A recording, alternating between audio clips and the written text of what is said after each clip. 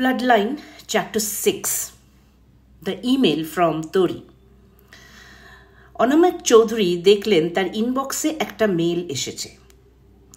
এই মেইলই কি ওনাকে টানছিল? মেইলটি তরির লেখা। মানিকবাবু, আপনাকে এই নামে ডাকতে আমার খুব ইচ্ছে করছে। নিজের মানুষ লাগছে। আমি জানি আপনি ছুট্টি এই চিঠি কবির খানকে দেবেন না, তাই আপনার সাথে কথা বলতে ইচ্ছে করছে। জানেন, কবির খান একটি মানুষরূপী ছাগল। ওনাকে লাঞ্চে ঘি দিয়ে কচি ঘাস খাওয়ানো উচিত। আমার মনে হয় উনি লাইফে এমন ঝামেলায় কোনো দিন পড়েনি। তিনি একদল মোটা মোটা পুলিশ কনস্টেবলদের খাদে নামিয়েছেন মার্ডার ওয়েপন খুঁজতে। আচ্ছা, যে গৌরবকে মেরেছে সে কি শোয়েব আখতার, রাওয়ালপিন্ডি এক্সপ্রেস, যে খুন করেই 161.3 কিলোমিটার/আওয়ারে মার্ডার ওয়েপন ছুঁড়ে খাদে ফেলে দেবে? যাই হোক, আমার মনে হয় না আমাকে থানায় ওরা নিয়ে যাবে। একজন সাইকিয়াট্রিস্ট এসছেন, মহিলা। ওনাকে দেখলে কেন জানি ভোঁদরের কথা মনে হচ্ছে। আপনি ভোঁদর দেখেছেন? আমি দেখেছি অ্যানিমাল চ্যানেলে, অ্যানিমাল প্ল্যানেটে। বেচারি আমায় ভয় পাচ্ছে। এখনো অবধি আমাকে কোনো প্রশ্ন করেনি এবং কোনো পার্সোনাল অবজারভেশনও খাতায় লেখেনি। চেয়ারে ঠায় বসে আছে, মাঝে মাঝে উঠে গিয়ে ফোনে কার সাথে যেন কথা বলছে। মনে হয় কারো হাতে পায়ে ধরছে ডিউটি বদলে দেওয়ার জন্যে।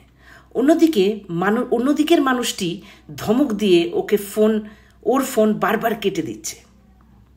এছাড়া আমার সাথে আছে এক লেডি কনস্টেবল। তার কথা একটু বলি। তার নাম মনে হয় দাঁত সুন্দরী। তার সামনের দাঁত দিয়ে একটি পুরো মাঠ তার হাল চষা যায়। সেই দাঁতের জন্যেই মুখে একটি তৃপ্তির ভাব আছে। মনে হয় এই বুঝি এক থালা ভাত আর কষা মাংস দিয়ে খেয়ে এসছে। সে পুরো কটেজটা ঘুরে ঘুরে দেখছে। সোফাগুলোতে বসছে, এখন জাকুজির জলে পা ডুবিয়ে জলকেলি করছে। তার এই কাজটা তার মনে বেশ ধরেছে। এখনো অবধি আমাকে পাহারা দেবার কথা ওর মাথায় আসেনি। আমি ল্যাপটপ নিয়ে বাথরুম থেকে আপনাকে ইমেলটি করছি। যাই হোক, আপনি ছুটি কাটাতে এসছেন, ছুটি কাটান। 3-4 দিনের মধ্যে সব ঠান্ডা হয়ে যাবে। আমি আমার ক্ষমতার জোরে এইসব ননসেন্স বন্ধ করব। আপনি লোড নেবেন না। এদিকে ঝামেলা কাটলে আপনাকে একদিন বাড়িতে ডাকবো। চিতল মাছের মুইঠা বানিয়ে খাওয়াবো, দেখবেন কি স্বাদ। আচ্ছা, আপনি আমার বাবার নাম জানতে চেয়েছিলেন।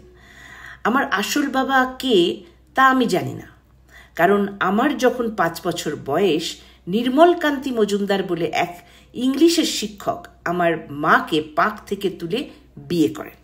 সমাজে আমরা প্রতিষ্ঠা পাই। তার 5 বছরের পর পরি হলো।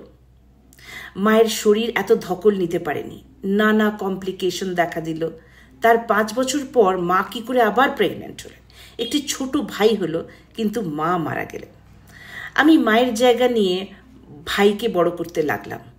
কিন্তু নির্মলকান্তি বাবু বেশি দিন নির্মল ছিলেন না। আমার উপর দৈহিক অত্যাচার করতে লাগলেন। একদিন তিনি খুন হলেন।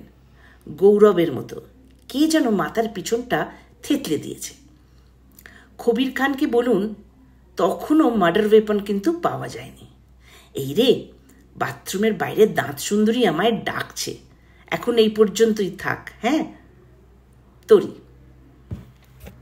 Two be continued.